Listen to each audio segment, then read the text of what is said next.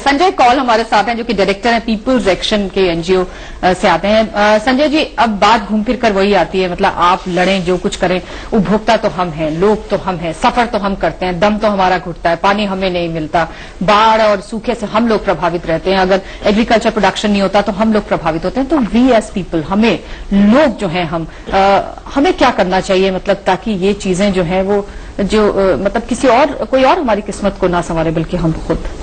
ये काफी आसान रहता अगर मैं कोई ऐसा सोल्यूशन दे पाता, लेकिन आप देख रहे हैं कि इंटरनेशनल लेवल पर जिस तरह की कॉम्प्लेक्सिटीज आप देख रही हैं, उनसे जूझना इतना मुश्किल हो रहा है, तो आम आदमी इनको समझना और इनको ट्रांसलेट करने में बहुत मुश्किल पाता है। और ये अनरियलिस्टिक भी होगा कि जैसा इन्होंने भी कहा कि हम हिंदुस्तानी होने के नाते पहले तो हमारी कंजम्पशन इन चीजों की इतनी कम है, हमारे एमिशंस भी कम है, और हमें से एक्सपेक्ट किया जाए कि हम और करें, तो एक तरह से अनफेयर है। नॉर्मली मैं इस बात के हक में हूं कि यूनाइटेड स्टेट्स और डेवलपिंग कंट्रीज का रवैया इस मामले में अनफेयर है। लेकिन at the end of the day, जिसको हम कहते हैं, सचमुच बात तो यही है कि धरती तो सभी की है। मुझे लगता है एक बात जो इसमें छूट रही है वो ये है कि एक सिचुएशनल एनालिसिस करने की आवश्यकता भी है। ये बातें बिल्कुल राष्ट्रीय जी की बातें बहुत सही थी और बहुत दिलचस्प डिबेट बन रहा है। लेकिन मैं थोड़ा होपफुल हूं कोपेनहेगन से, और वो इसलिए कि हालांकि मैं सारी बातें जान के और मानते हुए चल रहा हूं, लेकिन मैं कहता हूं कि बराक ओबामा की एक इन्वेस्टमेंट है एक नए विजन के तौर पर, और उसको लिमिट अगर आज कुछ कर रहा है तो कुछ हद तक वो इकोनॉमिक रिसेशन की वजह से भी, कुछ उनकी पॉलिसीज रही, एक ट्रेडिशनल फोर्स भी रहा है, प्रेशर भी रहा है इसके खिलाफ, बुश एडमिनिस्ट्रेशन का रवैया भी हमने देखा। लेकिन एल गोर और जिस तरह का मोमेंटम ये बातें पकड़ रही हैं इंटरनेशनली, मुझे लगता है Obama would like around the world. एक तो ये है, ये मुमकिन है कि पॉलिटिकल एग्रीमेंट पूरी तरह से न हो पाए, लेकिन मुझे लगता है कि मैं ज्यादा होपफुल और पॉजिटिव रहना चाहता हूं, इसलिए क्योंकि अगर हम एक्सपेक्टेशंस कम कर दें कोपेनहेगन से, तो उनको डिलीवरी भी कम करने में कोई दिक्कत नहीं होगी। हमें मांगना आवश्यक है, हमारी एक्सपेक्टेशन ऊंची होना जरूरी है जिसपे उन पर दबाव बना रहे। अच्छा। एक तो ये बात, और यही बात मैं लोगों तक लाता हूं कि अगर हमारी एक्सपेक्टेशंस गिरती हैं, सरकार से गिरे, फेडरल गवर्नमेंट से गिरे या इंटरनेशनली गिरे, तो हम लोग उनको छूट दे देते हैं। वो गिरनी नहीं चाहिए, पहली बात यह। दूसरी बात यह है कि we have to understand America's economy, उसका डायरेक्ट जो लिंक है और उनकी जो पॉलिटिक्स है वो किस तरह से कंज्यूम्ड है, इकोनॉमी के साथ लिंक्ड किस तरह से, उसको समझते मद्देनजर रखते हुए ये बात माननी पड़ेगी कि उन्हें आगे चलने में दिक्कत है।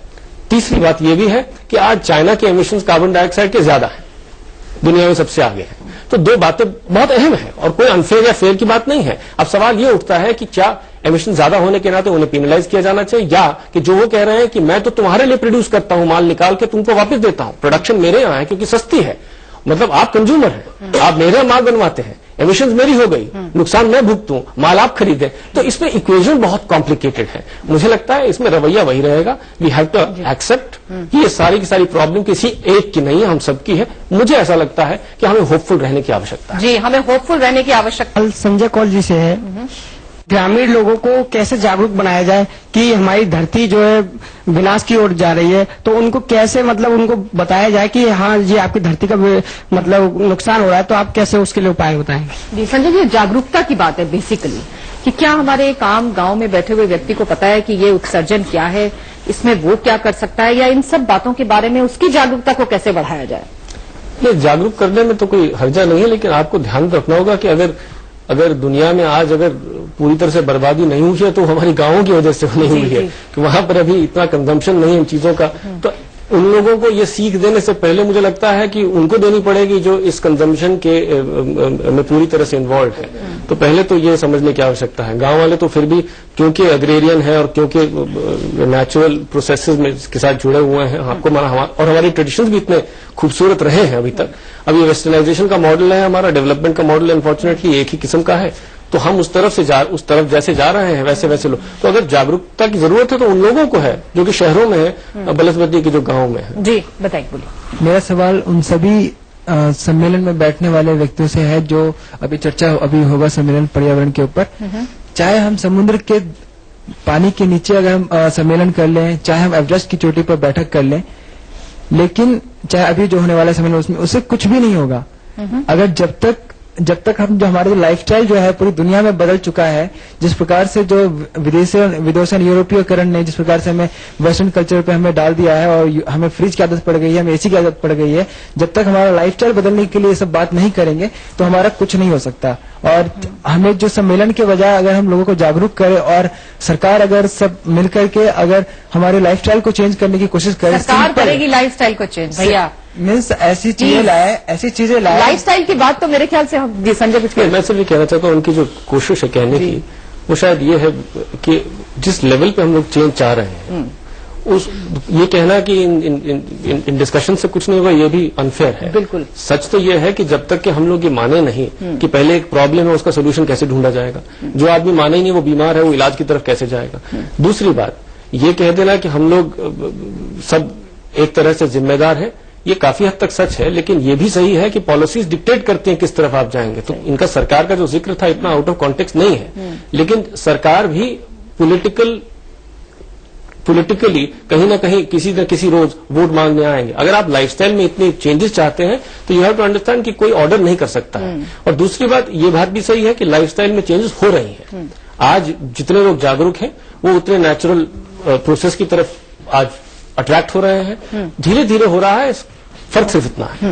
ओके, हमारे साथ में कुछ और लोग बैठे हैं जिनसे हम जानने की कोशिश करेंगे। चीजें करनी चाहिए, ऐसी कौन सी रणनीतियां हैं जिनके बारे में वहां चर्चा जरूर होनी चाहिए, जिसके बारे में हम यहाँ पर सोचते हैं। फाइनल कमेंट्स लेंगे संजय जी।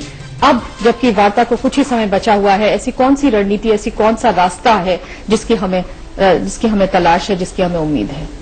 मुझे लगता है पार्टिसिपेटिंग देशों के जो इंडिकेशंस है उनकी एक्सपेक्टेशन उन्होंने काफी हद तक कम कर दी। और जैसा आपने शुरुआत में ही बताया कि एक पॉलिटिकल अग्रीमेंट ही अगर निकल आता है तो बहुत बड़ी बात है, और उसके जो फाइनल पॉइंट्स होंगे उस पर आगे चर्चा हो सकती है, अगले साल भी बैठक हो सकती है। लेकिन मुझे लगता है कि इससे पहले कि हम ये एक्सपेक्ट करेंगे वो पॉलिटिकल अग्रीमेंट हो पाएगा, हमें भी एज ए पार्टिसिपेटिंग नेशन जितना दबाव हम बना सकते हैं एक्सपेक्टेशंस का और उम्मीदों का इस बैठक से, उतना हमें बनाने की आवश्यकता है। मुझे लगता है कि जो ऑर्गेनाइज कर रहे हैं कोपेनहेगन में इस बैठक को, वो खुद भी कह रहे हैं कि अगर केवल इतना तय हो जाए कि डेवलपिंग और डेवलप्ड नेशंस के बीच का जो ये आर्ग्यूमेंट है ये कहां तक सुलझ पाता है, अगर यहां हम पहुंच पाए या इस पर कुछ चर्चा हुई, कोई सहमति बने, वो भी काफी है। इंडिया और चाइना का क्या रवैया रहेगा आगे जाने के संदर्भ में, या आगे डेवलपिंग नेशंस का क्या रहेगा, ये भी काफी है। तो मुझे लगता है कुछ बिंदु ऐसे हैं जो कि निकल के आ सकते हैं और उन पर पूरी तरह से हमें आस लगाने की आवश्यकता है। मुझे नहीं लगता है कि हमें कहीं पे भी इसमें नेगेटिव होने की जरूरत है, और धीरे धीरे ये होता है सब कुछ जल्दी नहीं हो पाएगा।